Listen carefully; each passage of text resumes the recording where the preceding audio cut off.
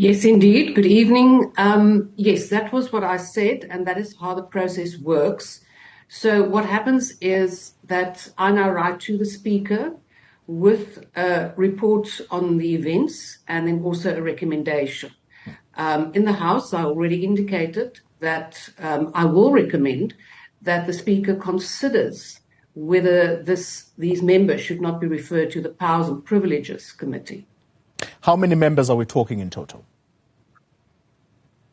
It's quite a few. I think in the region of 10 plus members, because there were a number of members on the virtual platform, and that will also be part of the report.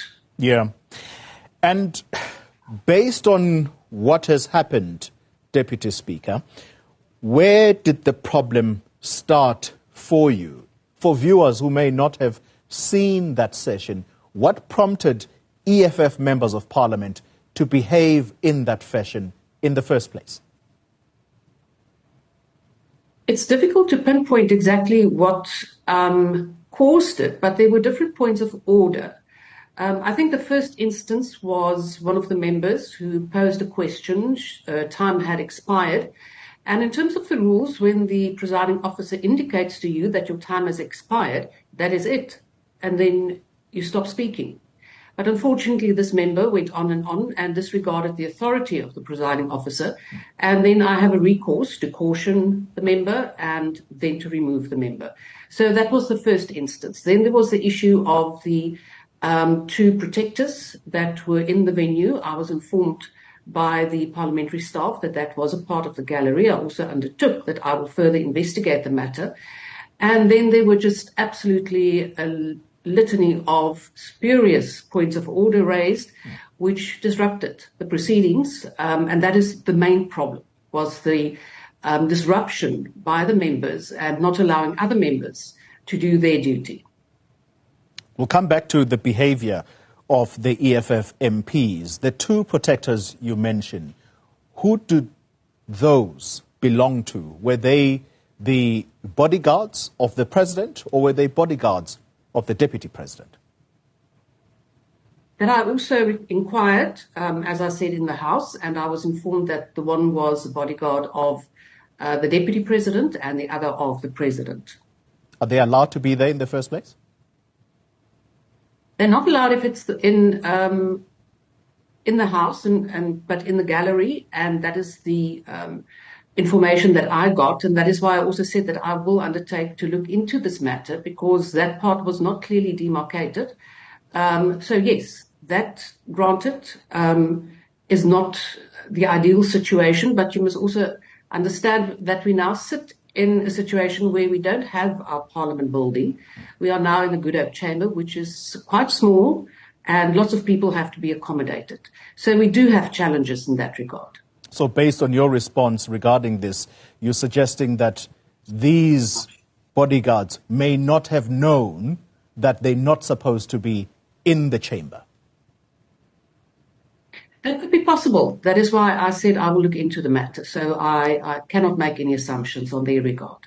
All right. Let's go back to the conduct of EFF MPs. They've been here before.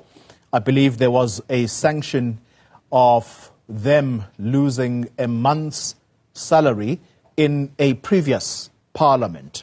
What will the possible consequences be if indeed the matter, if they lose yet another battle in terms of their conduct in the chamber?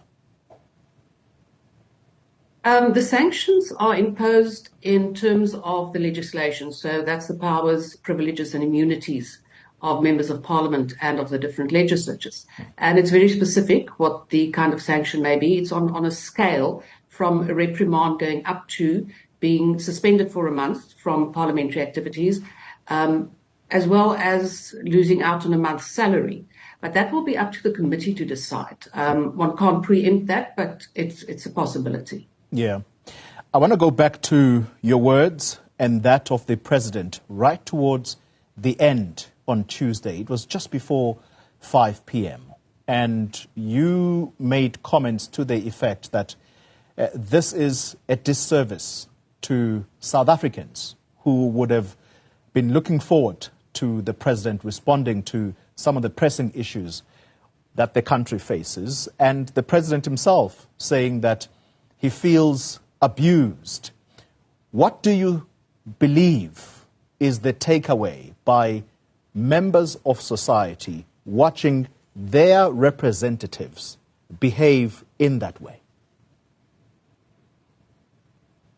I think, as I also said in the House, this is a disservice. We are responsible, we are representatives of the people, the voters out there. And it's not good enough if this is what Parliament is, if this is the kind of behavior that members display. We are not doing our jobs if we're doing that. And it goes to more than just, a bit of disruption. This goes about the respect for the dignity and the decorum of the House, but even more than that, a respect for the structures of Parliament. All of these members took an oath when they were sworn in that they would uphold the Constitution and the country's laws. Now, it was very clear that they did not exercise that oath on that day, because that means that there must be mutual respect. There must be respect for the House, for the rules, for the legislation, for the President, for the presiding officers, and most of all for other members as well. Because what happened now is that a number of members were denied the opportunity to pose questions to the President. And that is a disservice to the public. And someone sitting at home is probably asking themselves the question, is the South African Parliament worthy of respect if people they look to, these are lawmakers that do these things. These are people who set the laws that we, ordinary citizens, have to abide by if indeed they are ultimately passed by Parliament. That kind of behavior, does it endear members of public to the House? It's a tragedy because I don't think it does. I think it is really the tragedy of South African politics at this point, and it has been happening now for a couple of years. You referred to previous matters. This is not what the public and the voters out there deserve. As you say, we are legislators. We have a responsibility. That should be our first responsibility, not to disrupt the House. You have time to make your arguments, to do it, partake in a debate. You may pose your questions, and everyone has that opportunity. By disrupting and preventing other people from doing that, and in the way that the disruption happens, is honestly, I can understand if the public is sceptic about the Parliament. Final question, Deputy Speaker. There were suggestions, in fact it was from the leader of the party, Mr. Julius Malema, who was on the virtual platform, making comments to the effect that you may not necessarily be a neutral arbiter here. The Speaker, regardless of which party you come from, must exercise neutrality when they sit at the seat that you occupy. Do you believe that you did things by the book? And what do you make of these accusations, therefore? I'm quite convinced that I did everything by the book, in terms of the rules, Rule 69, in terms of the Powers and Privileges Act, in terms of a number of rules. So I am quite convinced and sure that I acted according to the rules and the legislation. And the question of bias, the bias is in the eye of the beholder. If a party feels aggrieved, there are processes in Parliament that they can follow, that those matters can be addressed. So it happens often that whenever you make a ruling against a specific person or party, that they say that you are biased. But I think my feeling is, up to now, that I have ruled against members of any party, regardless. It's all about the behavior of the particular member at that particular time.